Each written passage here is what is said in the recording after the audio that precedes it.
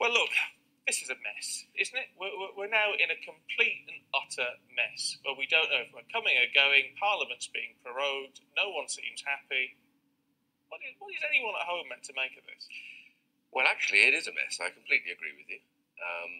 And I think the biggest problem we've had is that we've had a government that has, my government, has allowed this to meander, the previous leader, Theresa May's government, for really getting on for 3 years. The British people voted to leave.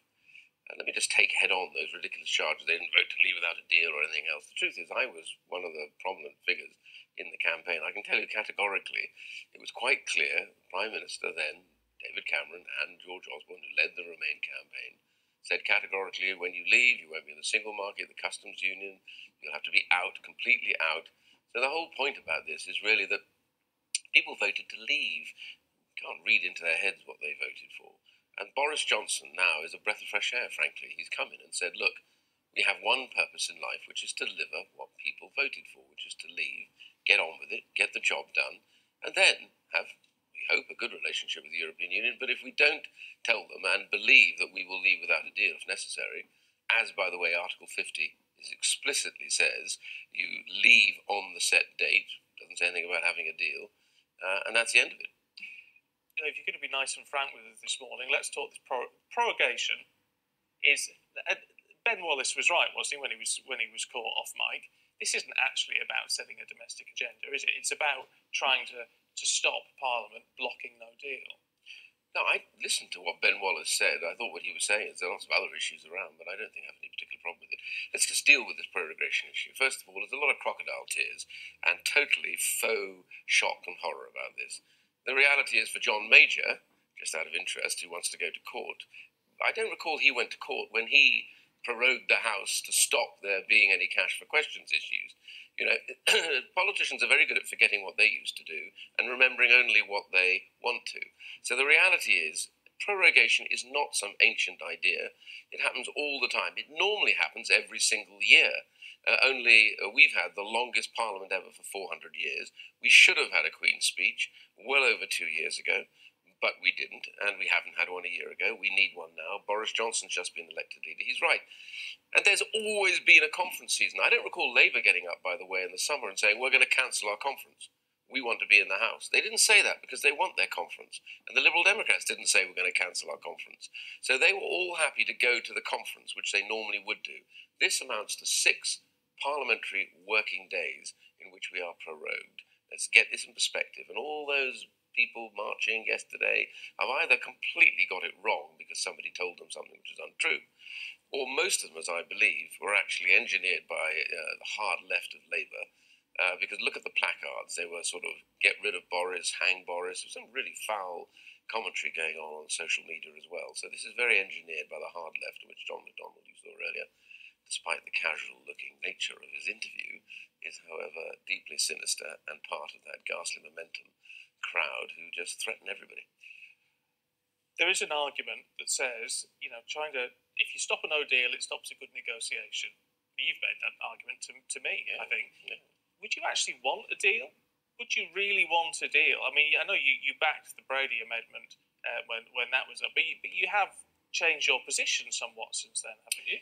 No, what happened was very simply, I don't like the withdrawal agreement. I think it's a bad deal. I think we started to negotiate on bended knee, and I think by the end of it, we ended up on all fours. And I have to tell you, that's no way to run a negotiation. Why? Because we gave the EU everything they wanted, literally back in December 2017. I went to see the Prime Minister directly and say, don't sign this agreement. You've given them their money, you've given them their continuing period of another 2 to 3 years locked under their rules, and also the likelihood we might end up in the customs union, plus all the other bits about defence. So I said, don't sign this. I was against the withdrawal agreement. The only reason I finally voted for it at the end was that I feared what was going to happen next, and it has happened. An uproar from the public over the fact we didn't leave on March the 29th, and now all this chaos. So the answer is, get on and do it. And the reality for us is this withdrawal agreement doesn't fly. Boris has said that. Everybody agrees it. It has to have fundamental changes. He's already proposed that. The EU has to step up to the plate. Now, here's a very interesting point. Right now, they're not blinking. Why are they not blinking? Because they hope that what they would privately think are the dupes in Parliament who are going to take away the no-deal option from Boris if they can. That then means they don't have to move at all, because they know Boris then faces the choice of not being able to leave but having to extend. So the Prime Minister needs to face this down, because if they want to withdraw this, they're going to take away one of his most critical tools, which is to go without a deal, and the EU knows this would be enormously damaging, and they're in recession, many of those countries. But a lot of your colleagues who are seen as very ardent Brexiteers, we know if the backstop was to go, they'd vote for what was left in the withdrawal agreement. You're saying that's not good enough? No, I wrote a piece about this to say Boris Johnson understands fully well what some of the issues are around the withdrawal agreement, not just the backstop, but issues around legal control during the course of the implementation period, issues around defence. These are all part of those discussions and negotiations. I'm one of those that says I want Boris Johnson to have a free hand in this, to get on with it. I trust him to know what the problems are, and I trust him to do his level best to get a reasonable deal from the EU. But I believe the EU will step up to the plate once they know the alternative to that is Britain leaves without a deal. It's really interesting. A man called Herr Otto Winkel, I think it is, who's a German MEP, said to the Commission, it's your fault. Do you know when Britain leaves, it's like 19 or 20 of the smaller countries, only 27 in total, leaving at the same time. It will be cataclysmic for the European Union. They know that. They're sitting on a deal that gave them everything. They're not going to suddenly say, I tell you what, let's give you back this stuff. But they will once they realise there's no other way but leaving without a deal.